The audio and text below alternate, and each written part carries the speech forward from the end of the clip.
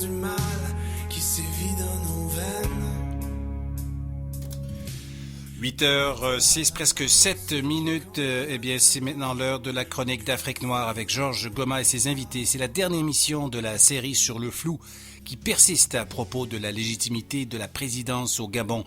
Le ministère entourant l'état de santé du président Ali Bongo persiste. Il a beau être réapparu dans des images diffusées depuis le Maroc, c'est difficile de dissiper les doutes à propos de sa capacité à exercer le pouvoir. D'autant plus que le principal opposant au régime, M. Jean Ping, affirme s'être fait voler les élections présidentielles depuis 2016 et il annonce maintenant des confrontations. Une table ronde en ce moment sur cette crise de pouvoir avec Georges Goma et ses invités, notamment M. Jean-Louis Mbadenga. Bonjour à vous deux. Bonjour Frédéric. Et on joint aussi au Gabon M. Richard Moulomba Mombo. Bonjour. Bonjour. Si vous nous entendez. Oui, il nous entend. Tout à fait. Formidable. Alors, Georges, peut-être on peut commencer cette question. Oui. Alors, on reprend où on avait laissé la dernière fois. On reprend là où on avait laissé. C'est la dernière chronique de notre série sur le Gabon. On a passé, c'est la 4e.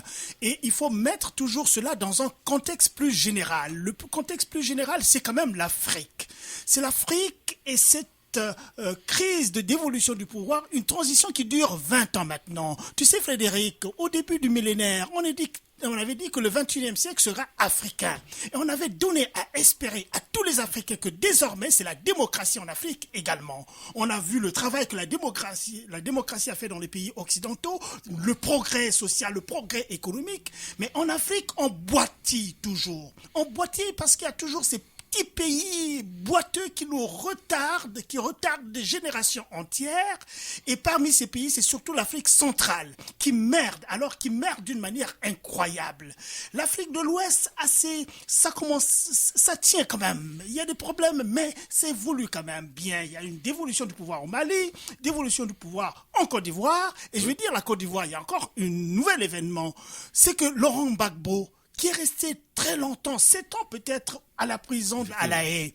On a annoncé qu'il sera libéré provisoirement. C'est une très très très bonne chose. C'est une très bonne chose parce qu'il n'y a pas de raison que lui, seulement, il soit à la Cour internationale de La Haye, alors que l'autre avec qui il s'est battu, qui a massacré des gens, est au pouvoir. Je vais terminer avant de venir sur notre affaire parce que le contexte global est important pour cette mise en contexte. Il y a aussi la RDC. La RDC, en ce moment, ça bouillonne. Ça bouillonne. Kabila devait organiser les élections en 2016. Depuis 2016, ça fait 2 ans qu'il ne fait que repousser, avec les contraintes de la communauté internationale. L'élection va se passer ce dimanche, le 23, en République démocratique du Congo, et lui, il va pas se présenter à cause de cette pression internationale, et il a mis son poulain Chadari que les Congolais n'en veulent plus, parce qu'ils veulent plus ce clan Kabila qui a fait du mal à ce pays-là. Et en ce moment, évidemment, ça bouillonne en République démocratique du Congo. Les opposants ont choisi un candidat unique qui semble avoir l'adhésion de tout le peuple. Et bien, malheureusement, le régime en place utilise ses moyens habituels, la force à gazer, à massacrer les gens, parce que, évidemment, M. Fayoulou, qui est annoncé comme vraiment le challenger le plus en vue de Kabila, et en passe d'emporter ces élections. Et voilà. Donc voilà, nous sommes dans cette situation. Et revenons maintenant au Gabon. Ben, le Gabon, mon cher Jean-Louis Bongo, il est vivant, au moins c'est clair et net. Mais alors, qu'est-ce qui se passe au jour d'aujourd'hui? Clair et net, ça c'est une affirmation que je n'oserais pas dire parce que... Ah ouais il y a des images quand même. Hein? Mais ces images... On le voit, il est amoindri là quand même. On sent qu'il est passé par un AVC. Oui, la main gauche ne fonctionne plus correctement, à moins que ça soit des images fabriquées. Justement, on fait du tout maintenant, hein? Mais on fait du tout maintenant. La véritable question, c'est celle-là, c'est que nous, je pense pas, mis à part effectivement le camp présidentiel et ses affiliés, et il est difficile à l'heure actuelle d'affirmer clair et net qu'Ali Bongo est bien vivant et qu'il peut en fait reprendre son pouvoir, aspirer toujours à diriger ce pays-là. Donc vous voyez, nous sommes toujours dans ce flou artistique, dans cette histoire au Gabon. En tout cas, nous dans la diaspora, c'est comme ça qu'on le conçoit, et d'ailleurs nous avons tout fait pour essayer de démontrer que les vidéos qui circulent étaient des montages en tout cas de façon de vieilles images, peut-être, des vieilles images, des montages, de coupage d'images, et puis on coupe les images images pour démontrer qu'effectivement Ali Bongo serait quelque part. On ne sait pas exactement où. Les gens disent c'est à Rabat, mais en fait, nous sommes dans nous ne savons pas. C'est incroyable, hein? C'est vraiment, c'est inimaginable pour un pays qui s'est dit, pour une république, voyez-vous, ça fait déjà bientôt 2 mois que... Alors voir sur le terrain comment c'est perçu. Richard Mulumba Mombo, vous êtes sur le terrain, vous. Comment est perçue cette histoire de retour plus ou moins vague au pouvoir du président inscrit? Très bien. Déjà, je vous remercie pour l'invitation. Oui. Au Gabon, j'ai, en tant que leader politique, au nom de l'ARENA, mon parti, fait 2 déclarations en l'espace de 3 semaines. La première déclaration, nous étions à peu près au 30 octobre. Nous avons dit, parce qu'on était à 4 jours à peu près de l'annonce de quelques difficultés de santé du président de la République, et nous avons dit par une déclaration, puisque le pouvoir gabonais d'abord s'est étonné de la réaction des populations gabonaises et voulait museler les Gabonais, y compris la presse nationale. Nous avons rappelé que nous avons le droit de savoir ce qu'il en est du président de la République, d'autant que c'est le premier citoyen de la République, et que la population a le droit de savoir ce qu'il en est de sa santé. Et nous avons dit au Premier ministre qui gouverne, qui est le chef du gouvernement, de dire aux Gabonais où est Ali Bongo exactement et dans quel état de santé physique et mentale est-il aujourd'hui. Nous étions au 30 du mois d'octobre. Et 3 semaines plus tard, nous avons fait dernièrement une sortie à la suite d'un ensemble d'images composites et les unes aussi douteuses que les autres. Nous avons dit clairement que à l'heure du tout technologique, il est difficile de tromper parce que nous allons dans des grandes écoles, nous sortons là avec nos enfants qui manipulent correctement les nouvelles technologies de l'information. Franchement, des montages aussi grossiers ne peuvent convaincre personne. C'est pour ça que je conviens avec ceux des vôtres qui ont dit il y a quelques minutes que nous sommes, nous restons dans la fin d'être convaincus de ce que Ali est bel et bien vivant, et dans le cas où il est vivant, quelles en sont les preuves et quel est le niveau de sa motricité, aussi bien au plan mental, moral que physique. Sa capacité à exercer le pouvoir. L'état de motricité de M. Ali Bongo dans le cas où il existe. Oui. Parce que nous n'avons pas non plus la preuve qu'il est bel et bien là. Le temps que, personnellement, en tant que président de mon parti, j'ai rencontré il y a 1 semaine et demie le vice-président de la République pour lui dire exactement ce que je suis en train de vous dire et lui dire que là où il y a des grossiers mensonges, il n'y a pas de vérité. Et s'il y avait la vérité autour de la santé du président de la République, il n'y aurait pas de grossiers mensonges et des grossiers montages. Alors pourquoi faire des montages s'il y a la vérité? Exact. À quoi sert-il d'aller prendre des vieilles images qui datent de Mathusalem pour venir tenter de nous faire croire que c'est bel et bien lui? Donc aujourd'hui, nous pouvons faire de l'animation sans aucun problème. Il y a des informaticiens qui peuvent faire parler Mulumba Mombo Richard avec lui-même sans aucun problème dans une vidéo. Et donc, franchement, le style médiocre de vidéo qu'on a vu n'arrive à convaincre personne. Et certainement pas les gens de l'opposition. Puis là, en fin de semaine, il y a eu En tout cas pas. Il y a une perte de patience, là, même du côté du principal opposant au régime Bongo, c'est M. Jean-Ping qui commence à dire, là, attention, là, nous, on va passer à l'action, puisque ça fait déjà 2 ans qu'ils disent, on nous a volé les élections, en quelque sorte. Hein. Comment ça se passe, Georges? Comment expliquer cette situation? Écoute, je vais plutôt passer à Jean-Louis, qui est gabonais, qui est plus au fait que Georges Goma, qui va moins parler, surtout que nous avons un invité sur place au Gabon. Alors, Jean-Louis, tu réponds à la question de Frédéric. Oui, effectivement. effectivement, Frédéric, en fait, on va laisser plus de place, effectivement, à notre invité qui est vraiment sur place et qui est vraiment un homme politique qui est au fait de la chose. Mais je vais dire quelque chose. Moi, en tant que représentant on va dire, la diaspora du Conseil gabonais de la Résistance, effectivement, qui sommes là pour revendiquer notre vote de 2016, étant donné qu'on nous avait demandé, on nous avait dit, venez voter, et qu'on a voté pour une personne, et donc nous sommes mis ensemble pour dire que pour une fois, trop c'est trop. Donc voilà, nous pensons que effectivement, avec cette situation, avec la situation actuelle et tous ces mensonges autour de ce président, on va dire de fait, je pense qu'il est le peuple gabonais a le droit en fait de revendiquer, de dire que écoutez, c'est à eux qu'appartient ce pays-là. Le pays, le Gabon, n'appartient pas à une famille ou bien à un clan ou bien on va dire à certaines puissances qui tournent autour du Gabon parce que ils peuvent il y a plein d'intérêts.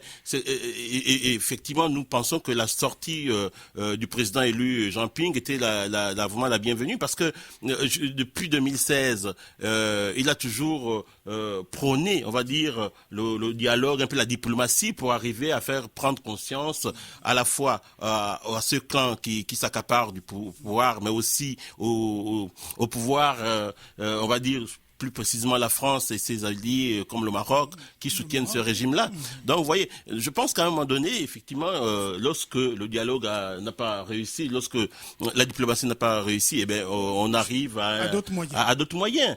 En fait, et ça, moi, sans vous dire, nous dans la diaspora, nous pensons que c'est vraiment la voie à suivre puisque nous avons tendu la main et nous essayons de discuter. Et vous ne vous rendez pas compte que ceux qui sont nos frères d'en face, c'est qu'ils nous considèrent comme les pires ennemis. C'est des gens, c'est qu'ils sont prêts à éliminer, à te faire disparaître de la surface de la terre pour seulement conserver le pouvoir et puis se goinfrer de la richesse du pouvoir et de la richesse du pays. C'est exactement comme ça que nous voyons les choses. En tout cas, on va laisser surtout la place à notre et dans quelques instants, puisque nous devons faire une pause, mais on retourne, on parle donc de cette situation sur le terrain au Gabon avec M. Richard Molumba Mombo, mais dans un instant. L'émission Les Matins éphémères est présentée par la Boîte à pain, boulangerie officielle de tous ceux qui adorent déjeuner. Matin, midi et soir, on entre en succursale et ça sent la fraîcheur. «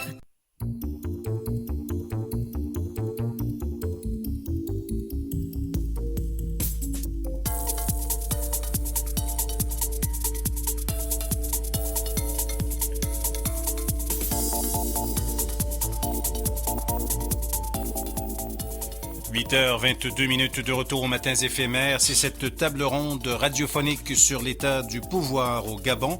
Nous avions discuté juste avant cette pause de la situation telle qu'elle s'est produite au cours des derniers mois, telle qu'elle s'est déroulée, l'absence de véritables preuves de l'état de santé du président Ali Bongo et surtout cette mise en demeure qui a été faite au cours de la fin de semaine par le principal opposant au régime Bongo, Jean Ping, qui annonce maintenant des confrontations. Allons voir maintenant du côté du Gabon comment cette situation se produit avec M. Richard Molumba Mombo. Il est président du parti politique d'opposition Alliance pour la Renaissance nationale. C'est en soutien de l'opposant Jean Ping. Monsieur Molumba, comment ça se passe sur le terrain, cette confrontation annoncée avec les forces du gouvernement? Déjà, il faut dire que Jean Ping est parfaitement dans son rôle et que la dernière sortie qu'il a eue était très attendue aussi bien par les Gabonais au Gabon que par la diaspora gabonaise à l'extérieur. Et que le ton qui était attendu a été donné. C'est-à-dire qu'il a su graduer les choses et a su dire aux uns et aux autres à travers une image parfaitement parlante. Il a tendu la main comme pour dire je veux la paix et à la communauté internationale. La main est restée vide et a fini par se replier sur elle-même pour devenir un point. Ça veut dire qu'en fait, le langage, et ce n'est pas faux, le langage qui est compris par le Gabon et le pouvoir gabonais en particulier est le langage des violences, d'autant que c'est le seul langage qu'il a toujours su utiliser pour mater les populations gabonaises. Il faut peut-être revenir sur 2 ou 3 choses. Déjà, à la suite de cette déclaration de M. Jean-Ping, il y a eu une marche qui a été improvisée par les populations qui sont venues nombreuses assister à cette déclaration. Et cette marche a été matée, encore une fois, par la police gabonaise, avec comme solde plusieurs blessés, comme toujours. Et cette marche qui a été matée vient à la suite de ce que le pouvoir gabonais a refusé que nous organisions ce rassemblement à l'endroit préalablement indiqué, c'est-à-dire en Zéayon, où nous avions l'accord du propriétaire de l'espace où nous devions organiser cette manifestation, sauf que ce propriétaire fut menacé physiquement de ce qu'il a dit lui-même. Il fut menacé par le pouvoir en place si jamais il concédait à nous laisser cet espace. Et il faut également rappeler que tous ces micmacs auxquels on assiste, et notamment les menaces, la fabrication des informations, la fabrication d'images, les faux montages, etc., donnent le temps au pouvoir de se fabriquer un nouveau monstre en remplacement du monstre sortant. Voilà.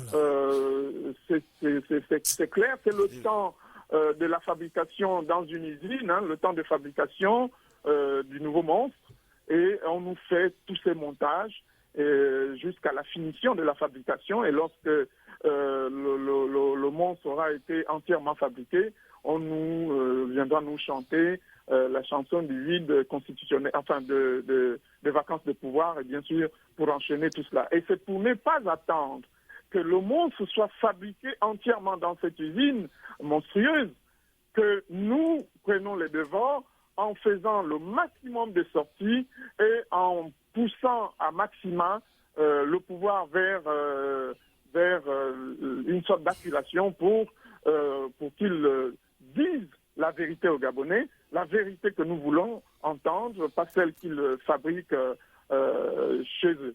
Et donc, nous organisons le maximum de sorties, et ce que nous sommes en train de faire, pour que le pouvoir en place soit acculé. Et là, nous remercions la diaspora qui n'arrête pas de jouer un rôle dans ce sens, parce qu'il ne faut pas les laisser fabriquer ce nouveau monstre dont on ne connaît pas encore le nom, mais on connaît sa nature, c'est un monstre qui vient remplacer un autre monstre. Ouais, et d'ailleurs, Georges, peut-être on peut juste, pour remettre en perspective, cette marche, elle s'est produite en fin de semaine, elle s'est produite samedi. Elle a été réprimée donc assez fortement. Georges, tu voulais ajouter quelque chose? Oui, mais je voudrais réagir là-dessus. Ce qu'il vient de dire, la diaspora, qui a un espace de liberté, parce que quand nous nous trouvons dans les pays démocratiques comme le Canada, les États-Unis, la France, nous jouissons de cette liberté parce que à l'intérieur, la stratégie des systèmes, les monstres qui seront remplacés par d'autres monstres, c'est clair pour eux. C'est le pouvoir éternel pour eux essentiellement. Et le problème qu'il faut comprendre, c'est que pour garder le pouvoir, ils sont prêts à tout. Ils sont prêts à tuer et ils sont en train de tuer. Ils sont prêts à tuer encore. Ils utilisent les moyens de l'État, les moyens régaliens de l'État, pas pour développer le pays, mais pour se protéger. Alors, quand on arrive à une situation comme ça, le peuple sait ce qu'il a à faire. Parce que si le peuple ne réagit pas, eh bien, la messe est dite pour le peuple. Donc, à un certain moment, il ne faut pas avoir peur de la mort. Parce que nous Jean-Louis, nous qui sommes ici, nous ne sommes pas à l'abri de la mort. Non, pas du tout. On peut être atteint avec une facilité extraordinaire. Parce qu'il ne faut pas oublier que les pays dans lesquels nous sommes, les pays démocratiques, bien sûr, mais il y a une autre dimension de ces pays démocratiques qui est invisible. C'est le soutien que, par exemple, pour parler de la France, par exemple, les barbouzes, le barbouzard qui se déroule là-bas, ils savent très bien qu'ils ont des intérêts fondamentaux et des intérêts vitaux. Effectivement. Prenez la France, Frédéric. Enlevez le pétrole. La France, déjà, ne produit plus de pétrole. La France ne produit que 1% du pétrole dont il a besoin. Ce qui veut dire que les 99% du pétrole dont la France a besoin, il va le chercher quelque part. Mais ce n'est pas dans les mers du nord de l'Europe. Là-bas, c'est la Norvège, c'est la Russie, c'est la Grande-Bretagne. C'est pas aux poches au Moyen-Orient. Là-bas, c'est l'oncle Sam qui gagne en maître. La première guerre du Golfe, ils sont partis ensemble. Mais la deuxième guerre du Golfe, la France n'est pas partie. Parce que la première guerre du Golfe, l'oncle Sam a tout pris. Ils n'ont rien eu. Et Chirac n'est pas parti à la deuxième. Ce qui veut dire que la France règne en Afrique. Et il y a un responsable politique français qui a dit ceci, avec comment on appelle, les gilets jaunes. Il a dit carrément que le pétrole devait être, ou l'essence devait être gratuite en France parce qu'on va le prendre gratuitement en Afrique. Et quand on n'a pas l'Afrique, c'est l'Afrique centrale, c'est le Gabon, c'est le Congo. Donc, il y a ce niveau-là, les peuples doivent se lever et arrêter net cette dramaturgie qui n'a que trop duré. Et nous qui sommes dans la diaspora, on ne va pas s'arrêter. Tant que nous ne sommes pas sous terre, on va continuer à vociférer, à éveiller les consciences pour que ça s'arrête. Et le cas au Gabon, il faut que les Gabonais comprennent l'enjeu fondamental par rapport à ça, parce qu'il y va de l'avenir des générations futures. Effectivement. Oui, alors les confrontations, elles sont inévitables? En tout cas, de mon point de vue, oui. C'est vraiment... Parce que la maladie d'Ali Bongo a quand même démontré quelque chose. Ça nous a permis de comprendre qu'en fait, nous n'avons pas encore d'État. Pas d'État. Nous n'avons pas encore d'État. En fait, cette indépendance, nous ne l'avons pas encore. On n'est pas encore indépendant. On n'a pas encore des institutions qui fonctionnent. Parce que c'est inimaginable dans aucun pays du monde sérieux que cette histoire pourrait perdurer comme ça. Et effectivement, là, on se rend compte que les populations, effectivement, doivent tout faire. En tout cas, faire en sorte que ceux qui sont au pouvoir à l'heure actuelle, c'est nos frères, nos parents, et pourtant, mais qui n'ont aucune conscience cette conscience de bâtir un vrai État, une nation, disons une nation. Une nation. Voilà. Donc il va falloir que la grande masse, parce que c'est peut-être 2% de la population, ou bien 1% de la population qui ont pris, qui phagocyte et puis qui a pris le pays en otage. Alors donc il faudrait que la grande masse, les 80 et les 90% de la population comprennent que c'est pas en restant chez eux que le pays sera libéré. Non.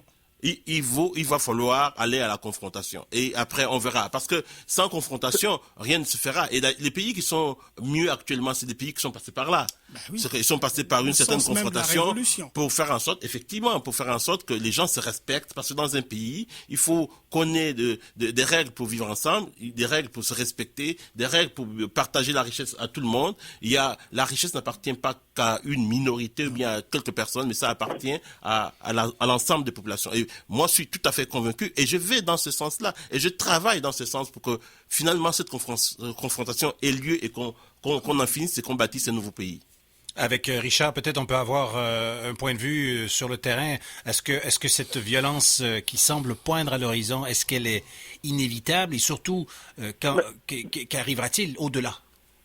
Déjà, il faut aller d'un principe de base. Dans le monde entier, dans l'histoire du monde, tous les systèmes, je dis bien tous les systèmes, n'ont été démantelés que par la violence. Et au Gabon, il y a un système. Et c'est ce système qui fabrique le régime qui administre au nom de tout le monde. Et le système ne s'en ira pas s'il n'y a pas de force opposable à lui et qui soit plus élevée, et notamment le peuple. Nous avons vu en France que la Révolution française a emporté un système. C'est une révolution. Nous avons vu l'ensemble, je ne voudrais pas revenir sur l'histoire des révolutions dans le monde. Lorsqu'un système est établi, la seule force qui lui est opposable et qui lui est supérieure est celle du peuple. C'est la révolution. Et ce système, si nous ne le démantelons pas, il va fabriquer un nouveau régime qui sera à son image. Absolument. Et il faut savoir qu'au centre de ce système se trouve la France. Voilà. Et que ce système, la France, pour ce système, c'est que la boîte d'alimentation dans vos voitures. Ça veut dire que si j'enlève la boîte d'alimentation, votre voiture ne vaut plus rien. Et c'est ça qu'est la France pour ces différents systèmes. Et c'est la France qui est non seulement à l'origine de la fortification, d'abord de la mise en œuvre, de la fabrication et de la mise en place de ce système, mais en plus de la fortification du dit système, y compris du choix des régimes qui sont issus de ces systèmes. Et on trouve à l'intérieur de ce système des raisons, des liens entre les différentes composantes, des liens ésotériques, des liens économiques, des liens financiers, des liens matériels, y compris même sanguins. Je veux dire, ils font des enfants entre eux, ils s'épousent entre eux, bref. Et c'est ça qui anime ce système, avec pour principaux poteaux, pour le Gabon en tout cas, non seulement la France ou à côté de la France, un certain nombre de cercles, et y compris l'ethnie aujourd'hui qui pense qu'elle est propriétaire et dépositaire du pouvoir gabonais, l'ethnie Téké ou la province du Haut-Ogooué qui pense qu'elle est devenue propriétaire du Gabon et surtout du pouvoir gabonais, tout le reste des Gabonais étant amenés à le servir. Voilà. Et il faut casser ça. Et absolument casser ça. Si on ne casse pas ça, comme je le disais tout à l'heure, le monstre est déjà, depuis le 24 octobre, dans l'usine de fabrication. On risque d'assister simplement à sa sortie parce que on sera à la fin de la fabrication en tant que produit fini. On verra simplement, on le verra sortir si on ne le bouscule pas suffisamment. Il faut le fait. Oui. Il faut l'éviter, voilà, c'est-à-dire que le système se reproduise. Ce que vous dites là pour le Gabon est valable pour le Congo-Brazzaville, juste à côté d'où je suis originaire. Absolument. Vous savez, Sassou Nguesso a un système tellement pernicieux, tellement toxique, avec tout ce que vous venez de décrire, l'ethnie Mboshi qui pense que le pouvoir lui appartient et pas une autre personne, pas une autre ethnie, c'est la même chose. L'écrivain Alain Mabankou, qui mène un activisme alors incroyable sur des milieux autorisés parce qu'il a atteint ce niveau-là, se faire entendre, se faire écouter par les grands de ce monde, mais il parle de la révolution dans le bassin du Congo, c'est-à-dire, mais quand tu parles du bassin du Congo, c'est les deux Congos, c'est le Gabon, c'est le Cameroun, c'est toute la zone d'Afrique centrale qui sera inéluctable jusqu'au Grand Lac, évidemment, parce que c'est tout cela, vous voyez la stratégie de Denis Sassou Nguesso, c'est de veiller à ce que tous les présidents autour restent en place. Il va financer, c'est le distributeur de monnaie en Afrique centrale. La corruption, il y va, c'est incroyable, monsieur Mambo. Oui, tout à fait. Je voudrais, et effectivement le parallèle est parfaitement fondé, je voudrais juste ajouter un ou deux éléments, si vous me permettez. Je peux ? Bien sûr, allez-y. Oui, je voudrais juste ajouter un ou deux éléments. Déjà, dire que il y a un mode opératoire pour la subsistance et la survie, je veux dire, la réactivité même du système. Le système a un mode opératoire, et notamment au Gabon, qu'on emploie à toutes les élections présidentielles. C'est-à-dire que le pouvoir en place organise des élections, le pouvoir les perd dans l'urne, ils perdent les élections dans l'urne, et ce que je dis est valable y compris au Congo. En fait, c'est valable en Afrique francophone. Et donc, voilà, c'est pour comprendre que le mal du Gabon, qui est celui du Congo, qui est celui de tous les autres pays francophones, est la France. Donc, on organise les élections, le système perd les élections, le système vole ces élections en détournant le vote, le peuple proteste et va dans la rue. L'armée est envoyée dans la rue pour mater le peuple et tuer. À la fin, on tend la main pour dialoguer. Et au Gabon, on a vu les dialogues, les accords de Paris en 1994, vous vous en souviendrez, les accords d'Arambo en 2006, vous vous en souviendrez, et dernièrement, le dialogue d'Angondje, auquel n'a pas assisté Jean Ping n'ont pas assisté Jean Ping et son équipe. Vous voyez, ce mode opératoire est toujours le même dans la plupart des pays. Et lorsque l'armée vient pour mater le peuple, il y a aussi un mode opératoire qui est connu, et ce que je dis est valable dans tous les pays d'Afrique francophone. On tue on met dans des sachets noirs, On fait disparaître. on va enterrer dans des fosses communes ou quelquefois jeter au milieu de la mer. On revient, pendant ce temps, on vient nettoyer les lieux des crimes pour enlever le sang et tout ça, enlever toute trace. C'est ça. Sauf que malheur leur en a pris parce que la dernière fois au QG de Jean-Ping, parce que je voudrais rappeler quand même que ce n'est pas la première fois que le système Bongo attaque un QG. En 1994, à la suite de l'élection présidentielle de décembre 1993, Oui. le siège de Paul Mba Bessol fut attaqué. Effectivement. En 2006, à la suite de l'élection présidentielle de décembre 2005, le siège de Pierre Mamboundou fut attaqué et lui-même fut envoyé en exil en Afrique du Sud. Et donc, c'est la troisième fois qu'on attaque le siège. Et malheureusement pour eux, les balles qu'ils utilisent, les impacts des balles sont visibles et peuvent malheureusement être encore filmés à ce jour dans ces différents endroits.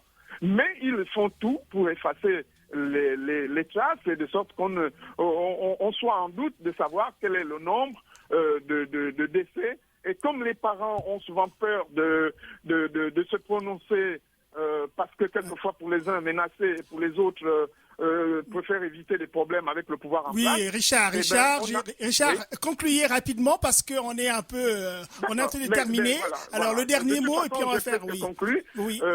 Voilà, c'était pour faire savoir que il y a des modes opératoires qui sont là et qui ont toujours été les mêmes à toutes les élections et quasiment dans tous les pays d'Afrique francophone. C'est ça. Merci beaucoup, Jean-Louis. Oh, moi, mon dernier mot va surtout au peuple gabonais. Hein, c'est pour leur dire que le moment est venu, le moment est propice pour sortir et faire en sorte qu'il n'y ait plus un nouveau monstre. Parce que si on laisse faire, ça sera toujours un nouveau monstre qui va apparaître. Et puis, il n'y a pas que Ali Bongo, c'est qu'il y aura un autre Ali Bongo qui sera peut-être pire qu'Ali Bongo actuel. Donc, de ne plus avoir peur de sortir et de répondre massivement à l'appel du président Ping. Bon, j'ai un dernier mot aussi, c'est de dire simplement que l'Afrique, c'est un continent très très très riche et les Africains peuvent bien s'épanouir avec tout ce qu'ils ont sur place. Et alors, les Africains doivent prendre en main leur destin. Ils doivent prendre en main leur destin parce que c'est pas de l'extérieur qu'ils seront libres. Ça, je pense que c'est un point très très très important. Et voilà, c'est mon dernier mot. Parfait. Merci beaucoup à Georges Goma. Merci beaucoup à Jean-Louis Mbadenga du Conseil gabonais de la résistance au Canada. Merci. Merci. Et merci aussi beaucoup à Richard Mulumba Mombo, président du parti politique d'opposition Alliance pour la Renaissance nationale, en soutien au mouvement d'opposition Jean-Ping. Merci, Monsieur Richard. Merci beaucoup. Merci, c'est moi. Une très bonne journée à tous. Merci. Merci. Merci.